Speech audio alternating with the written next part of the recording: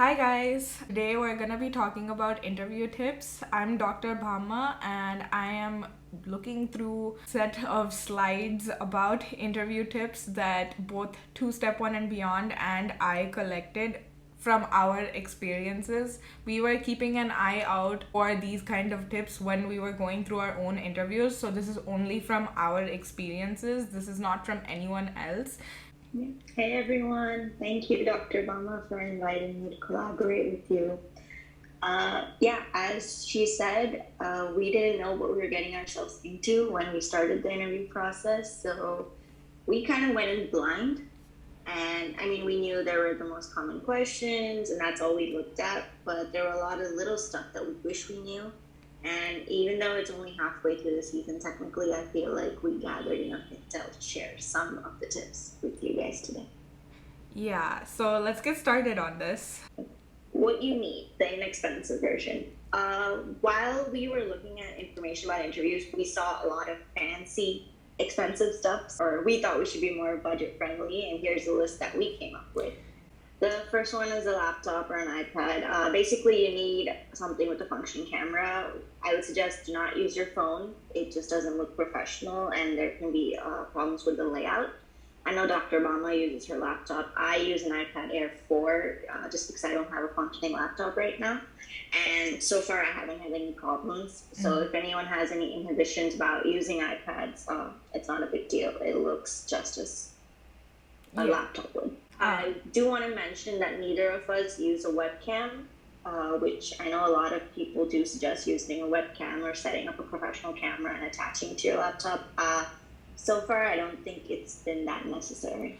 If you have it, by all means, please use it, but we haven't needed to go out of our way to buy one, so it's not essential, I guess, at this point.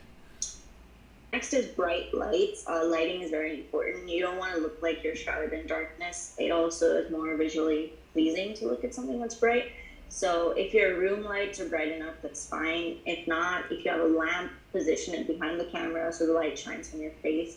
If you want to go out and buy it, you can buy a ring light, which I did buy. That was my only splurge for interview season. But you got an affordable ring light, right? Yes, it was a little under $20, or I think if you buy it in India, it was like 1,500 rupees.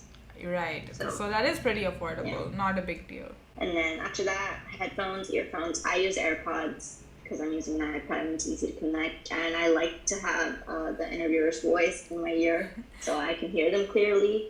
I know Dr. Bama doesn't use. Yeah, I'm not really comfortable with the headphone idea, but it's okay. I understand why it's a good idea, and especially if the headphones have a mic attached to it, it could probably be a better way of making sure that your voice comes across a little better than with the background noise. But I've been perfectly functioning without headphones, so if you want headphones, go for it. If you don't need them, go for it. Like, anything is fine. We also suggest having something to write stuff on, a notepad sticking out, a notebook, anything, a pen, a pencil, just to have it ready, because sometimes we're gonna talk about this very soon. We're gonna explain why you'll need this, and then a normal chair and a table or a desk. The biggest point is don't have one of those swirly, swivelly computer chairs, because you'll be tempted to move, and you do not want to attract attention with movement. It just takes away from the professionalism. So have a normal standard chair. Don't have one that moves, and have a desk and a table which gives you enough height so you're at eye level with the camera. The next one, a couple points are more for the girls. Have like a hair comb, hairbrush ready, have some makeup ready. It's pretty essential because makeup is so common in the States. You want to look put together, and unfortunately that involves making yourself look presentable. So straightening your hair, putting on makeup, whatever you need to do. Have some Tylenol, or if you're in India, Dolo ready, because or DoctorBhaama, which I do have, because you're staring at a screen for sometimes 4 hours or more, and then if you have the ring light behind you or any bright lights, it does get annoying and you can get a headache. So I would suggest you have something to drink nearby. I always have a cup of water. If you're a coffee drinker, have coffee, especially if you're logging in from other countries where the timing is different. You need something to wake you up. But also make sure that the coffee is in a place where it won't spill onto anything important, just because we can't deal with that in the middle of an interview. And definitely do not drink your coffee when you're interviewing with faculty. It's more of a thing that you can drink when you have downtime with your program coordinator or you're meeting with the residents. And the last thing is a non-distracting background. You can't have an overcrowded background. You can't have an untidy background. Plain wall is the best way to go if you're unsure on how to decorate it. If you do decorate it, add like a few pieces, maybe a painting or something that relates to your hobbies. I had a guy who had like a sheet music stand behind him, which I thought was interesting. So obviously he's a music player. But yeah, anything that is subtle and not overbearing and still keeps the focus on you on the screen. Also, lock your room door during the interview and make sure you have no disruptions and make sure you're alone. If you're not like in a room, if you're in the living area or whatever, make sure you're alone. I once had my dad knock on the door in the middle of an interview, and thankfully, because it was locked, he couldn't burst in. But yeah, this is really important and kind of little stuff that we don't notice until it happens. Exactly. So make sure to lock your door and kind of tell people beforehand. I usually write on the whiteboard before my interview that this is the timing of my interview. Don't disturb me from this time to this. But make sure to do something that ensures that there are no distractions in the middle of your interview. And I just remembered one more thing that's not on our list is the temperature. So because it's an interview and we'll get nervous, we tend to overheat. So make sure you're in a temperature that's comfortable for you. So if you need to turn on the air conditioning or you need to have a fan next to you, do that. Because that happens to me. Like when I get nervous, I do tend to heat up. We're talking about the components of the interview day. And basically, since we've been through a few interviews, we've seen a standard schedule. Depending on the programs, there are anywhere from 2 to 5 one-on-one interviews, and there can be additional segments like panel interviews, chief resident sessions, the resident meet and greet, program coordinator interview. Oh yeah, so the 2 to 5 one-on-one interviews is standard. Some programs you're just meeting with the PD and one associate PD or a faculty, and that's it.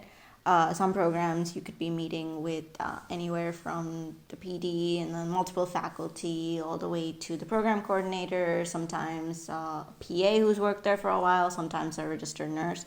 It depends, whoever they feel is vital to the process. And usually one-on-one interviews are pretty standard, whatever the common questions you get, and then they'll always leave time at the end for you to ask questions too. And then there's this thing called panel interviews, which not a lot of programs do, but some do, and it was obviously shocking at first when we saw that. So panel interviews is when it's in a group setting. So it could be just you with multiple faculty at the other end, where it's like 2 faculty or a chief resident, or it could be you and your other interviewees who are interviewing that day, and it could be the program director or the faculty asking questions to multiple people at the same time. Obviously, that's a little bit more...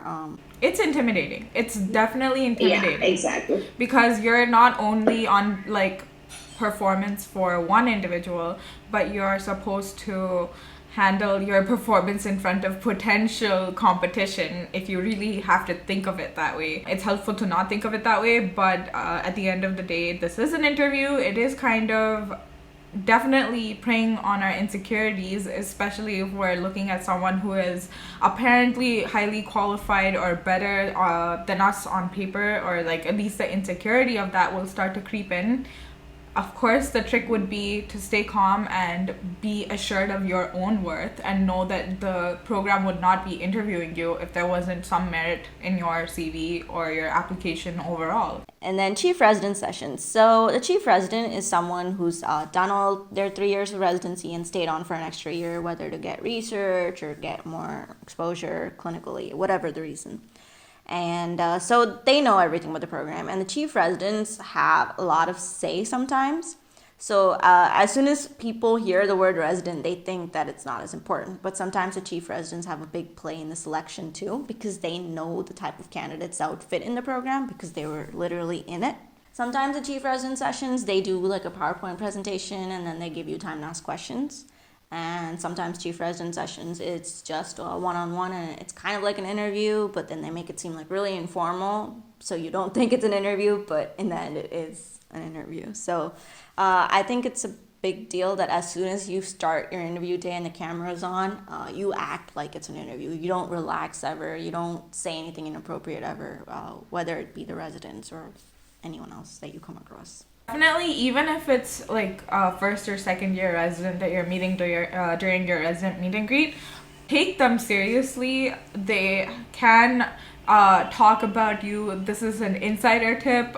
Someone told me that residents get talking, and if all the residents or some residents push for a candidate because of the way they interacted during these sessions, they do have a higher chance of ending up being ranked higher. So make sure that you have a good impression on everyone you interview with or anyone you encounter during this interviewing process. It doesn't matter how low on the ladder they are, they probably have a say in how highly you get ranked. And I think that covers the resident meet and greet too. Some programs have it on interview day where you get to meet them after your interviews or in between when you're waiting for your interview slot. Some programs have it the night before. Some programs have it like on different days of the week. It depends. The program will tell you. But most programs do offer a resident meet and greet. And if a program is not offering that, I think that's a red flag because they don't want you to talk to their residents, and that's not really a good sign. But yeah, take advantage of this time though. It is more informal. It is more friendly. You can ask whatever's on your mind. But obviously ask questions which are relevant. Don't ask them like, oh, what are your dogs' names and stuff like that. I mean, you can do that once you get to know them as coworkers. Ask them stuff about the program they like, what they don't like, and be nice. Do not put down the program in any way, and do not put down them or yourself in any way while you're doing that. The program coordinator time is taken lightly by a lot of people, but it's a way to break ice. Program coordinators are going to remember you the most because they're the ones sending the emails and everything, and most of them are really enthusiastic and happy to share information. They like to talk a lot. In our experience, the program coordinators talk a lot.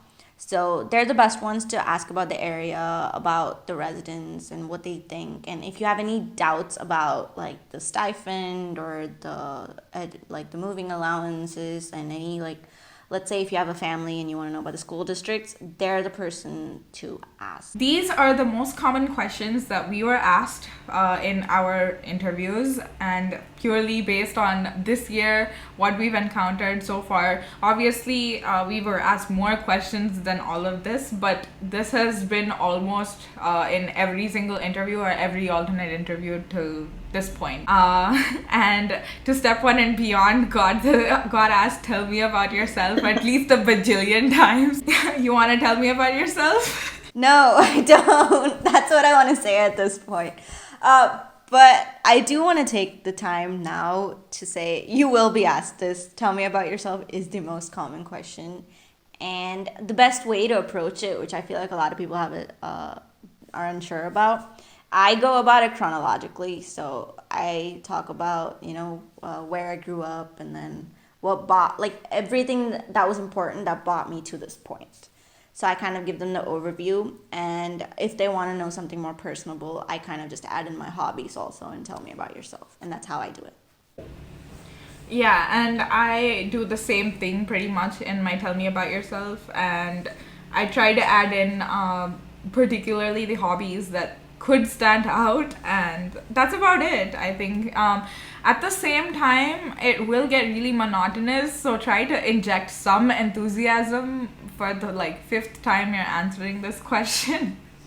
Because with the number of one-on-one interviews you will have, I am certain that if you have 3 interviews and each of these interviews has maybe 3 one-on-one sessions, you're gonna be asked, tell me about yourself 7 out of 9 times, most probably. Yes. Try to be as enthusiastic as possible for the 9th time as you were the first time. Obviously, we've already mentioned the hobbies as part of the Tell Me About Yourself, but if they expect you to expand on your hobbies, plan it out. Plan your answer out. Don't be spontaneous just because you think hobbies are irrelevant. Or especially, I see this in other countries where hobbies aren't valued as much. Sometimes your hobbies help you stand out from other candidates. It makes you demonstrate skills that maybe someone else who hasn't done that hobby. Yeah, definitely. I do want to add with hobbies, do not keep stuff that you're actually not passionate about, because sometimes you'll be asked in detail about it. I had a program director. I'm a Kuchipudi dancer, so I was trained in that. And I had a program director who actually Googled Kuchipudi dance and watched videos on it before he talked to me. So know what you're talking about and know that, put stuff that you're interested in. And I feel like a lot of people, especially IMGs, have this pressure to have like interesting hobbies or going all out. It's fine. You can write that you watch Netflix and you like to watch binge TV shows and movies. That's fine. That's a valid hobby. It doesn't have to be something over the moon, like, oh, I like to collect sandstones on the beach and make something out of it. No, it's fine. Like, just put stuff that you're genuinely interested in doing. Next question, how you tackled a difficult situation. Think of like at least 3 to 4 different difficult situations you had with various people, preferably within the medical field, but even if it's outside, it's fine. What they're trying to see is how you handle situations where things are uncomfortable and how you get out of it without offending anyone or hurting anyone, and at the same time not taking the blame for something you didn't do. Basically, they want to see someone who is an adult, pretty much, who can handle adult situations, especially in a hospital, which is a high pressure situation again. I feel like most of the time they're looking for a difficult time that we had with the coworker. That's what they want, and they want to know how we dealt with it. I always go and say that I did have a difficult time, and I explain the situation that I had, which if you did do an internship, like everyone goes through this, and I always say that I got through it by communicating. So I think that's the most important answer. I feel like it's the right answer. So you want to say communication is how you resolve a conflict, because you obviously don't want to say like, oh, I fought with them and oh, I just did it without like telling them. No, you don't want to say that stuff. You want to say that you tried to get understand what your coworker was going through, and then you both communicated and you reached a middle ground. That's what they want to hear. So that's the coworker, but sometimes they'll just ask you like how you got through a difficulty in life. And so be prepared to talk about anything that you found difficult in life and how you moved forward, and instead of being stuck there and being sad about it or down about it. Another question, obviously, it's the most logical question to ask, why internal medicine? Both of us happen to be applying to internal medicine, but if you're applying to any other specialty, the same applies to that. And the reason why they ask this, obviously, is to see how committed you are to the specialty you intend on practicing for the rest of your life. And they do need to be convinced about it. So make sure you have a very convincing story. It's better to have personal anecdotes and not just a general description of the specialty itself, but what your personal tie to the profession is. And yeah, I think that's about it from my side. Do you have anything to add about that too? What you said is right. Just definitely show that you have an understanding of what the specialty entails. And this is really important because you have to show how genuine you are. They don't want someone joining the program who realizes after 1 year that they don't want to do this anymore. So, sell yourself. This is a really important question to sell your answer on.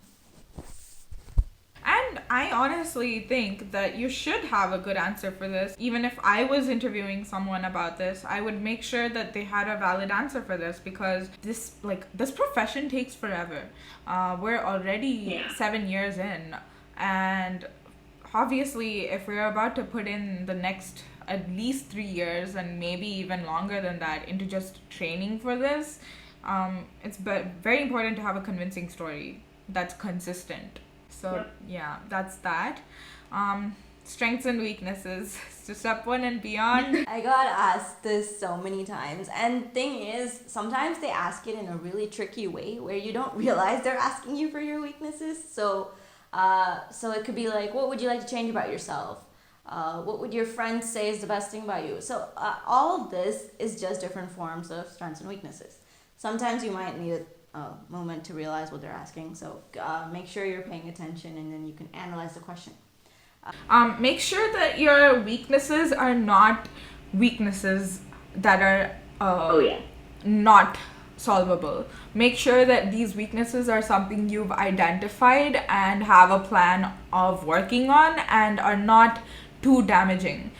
Don't admit to a weakness that will make them reconsider giving you any position at the program. It's the funniest part of the interview process because they know, like, everyone's going to say stuff like, I'm a people pleaser, or stuff like that, which, isn't really a weakness when you're working in the medical field, and obviously you have to make everyone around you happy.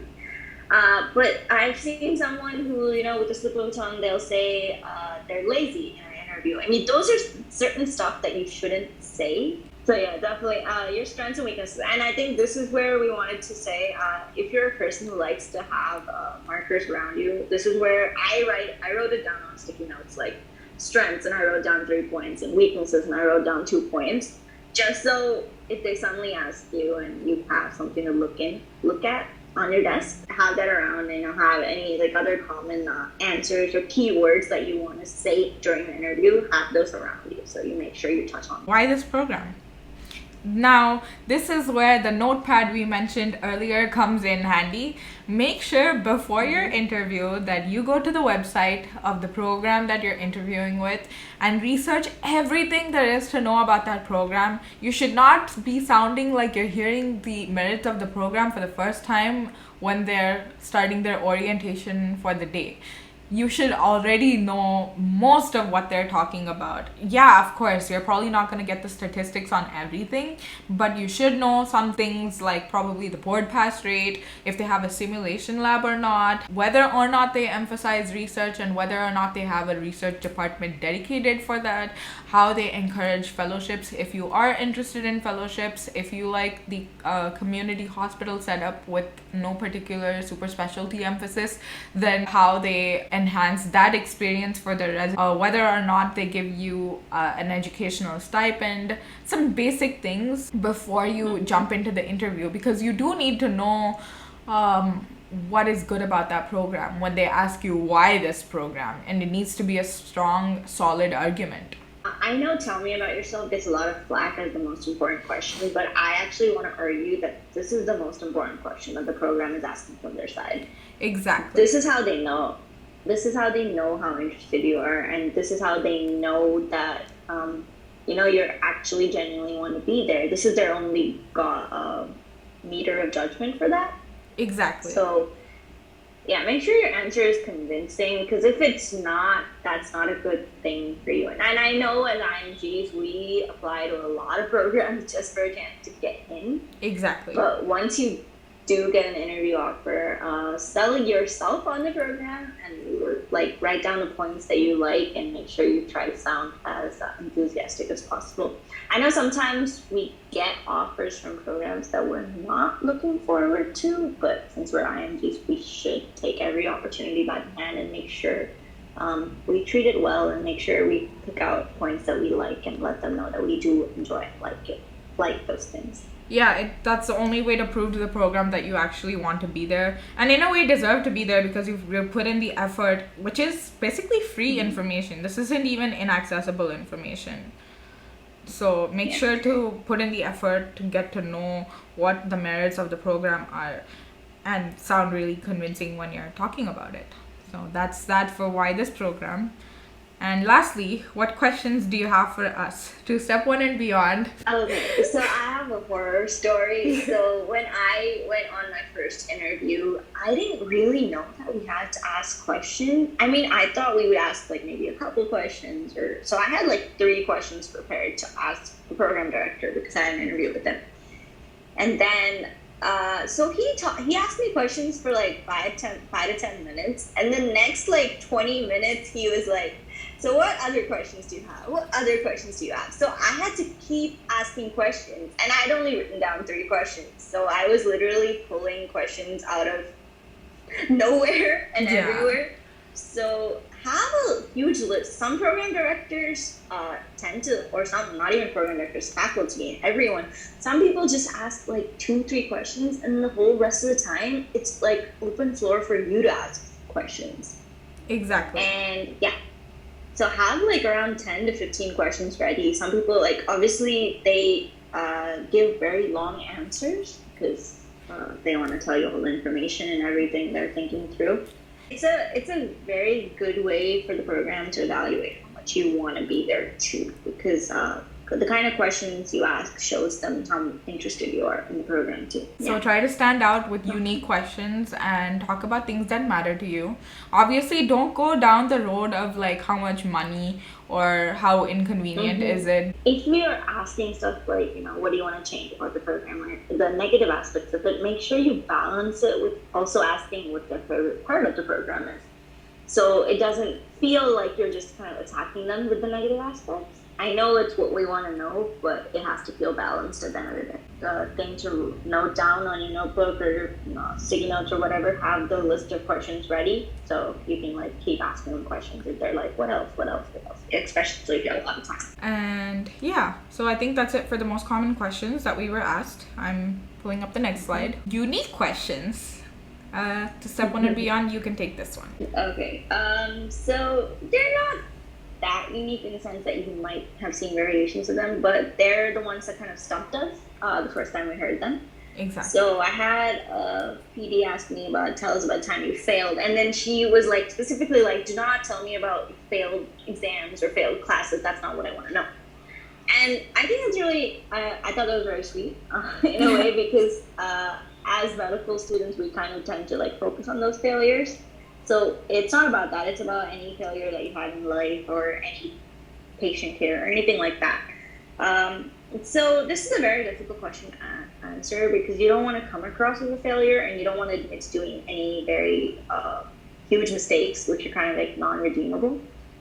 So make sure it's a failure that you learn a lot from, and that shows you after the failure in a positive light. Why did you write blank in your personal statement? It's not unique, but I did not expect that, because it was a later experience in my interviews. It was not the first interview I'd been through, and so I had this feeling that most of the people don't even read your personal statement. It's just like the person who's selecting you for the interview who will read your personal statement. But the program director asked me why I wrote that medicine is an unforgiving profession. And I had an answer, because I wrote that sentence with a lot of passion, and a lot of my family members told me to take it out because it sounded like I was cynical. So it was a great discussion, but if you did not write your personal statement by any mistake or your CV by any chance, make sure you've memorized it before your interview, for sure, because they will pick out details and it will be fair game if they ask you about it. And honestly, I feel like as IMGs, we do not feel like they read everything, but they do. The amount of times I've had them say, you wrote this in your personal statement, that was different, or that was interesting. Not many people think that way anymore, like stuff like that. And honestly, personal statements do well. Like when you're submitting your application, make sure it's you in every way possible, and make sure it's passionate. I feel like they can really tell from a piece of paper, which is amazing how they can tell. But they get the gist of you, so exactly. Be very thorough with your personal statement and be very honest. And lastly, describe your ideal day or time off to step 1 and beyond. Take this one. So I got asked this in a panel interview, which was not fun, and I was the first one who had to answer in front of all my interviewees. So I feel like this is just their sense of getting to know what's important to you. Yeah. So you could mention how you would use this time off to catch up with your family. You could mention how you use this time off to get done with any daily tasks, like obviously grocery shopping, cleaning your apartment, whatever, stuff like that. And so it's obviously time to work on your hobbies. You know, if you're a gym bro, or if you like to work out, go work out. If you like to dance, go dance. Anything like that. So when you're describing your ideal day off, make sure you touch all the aspects that make you you. So whether that makes you a person who likes to interact with their family, so mention that on your day off. Mention your hobbies on your day off. If you also want to show you're responsible, so make sure you mention doing tasks which are important, like getting groceries, cooking, stuff like that. And mention some aspect of medicine too, because we're never actually off. So, whether you want to mention that you would use that time to work on research at the end of the day, or whether you'd use that time to study for step 3, anything that is. So I think you should have all those aspects wrapped in one day. And in reality, will we get all of those stuff done on our day off? No, we'll probably be sleeping all day. But when you're answering that question to the program director or to faculty, make sure it's a perfect opportunity to cover everything that's important to you. And all the things that are important to you should be important to the program too. So they want to make sure you are taking care of yourself, are getting involved with your family, and are also not negligent of your duties. So make sure you mention something about studying medicine, or mention something about looking into research, anything like that too. Obviously, address your mental health first. That's what they're expecting as the first answer. Address anything that will help you de-stress, anything that will help you recover from the difficult duties that you have just completed. Medical questions. Do you have to memorize the entire first aid for the interview? No! No, not at all. By no means should you be looking through first aid the night before your interview, panicking about stuff that are irrelevant to your interview. I haven't been asked a single medical question, and I've had several interviews. And the one thing that I will say is that if they're really intent on asking you anything medical, they will just ask you an interesting case that you saw. Exactly. And that's it. Exactly. And a trick with the interesting cases that you have, try to, if you're interested in fellowships, that is, try to mention the cases that are linked to that fellowship. That kind of gives you a platform to talk about why you're interested in that fellowship or a super specialty as well. For example, I'm interested in Hem-Onc, and I got to talk about 2 different Hem-Onc related cases that I saw that were really interesting. And it gives you a platform to talk about your passion. And if you want to be a hospitalist, make sure that you have a really strong case for that. Whatever it is, interesting cases are supposed to demonstrate your passion for the profession and not demonstrate your knowledge about medicine. Yeah, that's really good advice. Yeah. And you know what? I think we're at the end of this. So thank you so much. And if you have any questions and want to get to know about us further, then you can find us at our Instagrams, which was on the first slide. So any final thoughts to Step 1 and Beyond? I think it's a really nerve-wracking time of the year, and after every September, and I know a lot of people are very confused about what's going into it, so I hope we provided you with some answers. These are all stuff that we wish we knew before we started interviews, and I hope it helped, and thank you so much for having me to talk about it. Thank you so much for coming. This is really helpful, and I was afraid of doing this alone, but I'm so happy I had a partner to do this. And comment down below if there are any other video ideas you have for any of us really here. So that's that. Yeah. Okay. Yeah, I do want to mention our inbox is always open. I mean, we're free. We like to answer questions. We wish we had people that we could ask, so if anyone does have and we want to be as helpful. We want to be as helpful as possible. You can trust us to not ruin your day with any negativity. We're going to be as positive as we can be and help you out as much as we can. Yeah. Okay, so that concludes our video. Thank you again.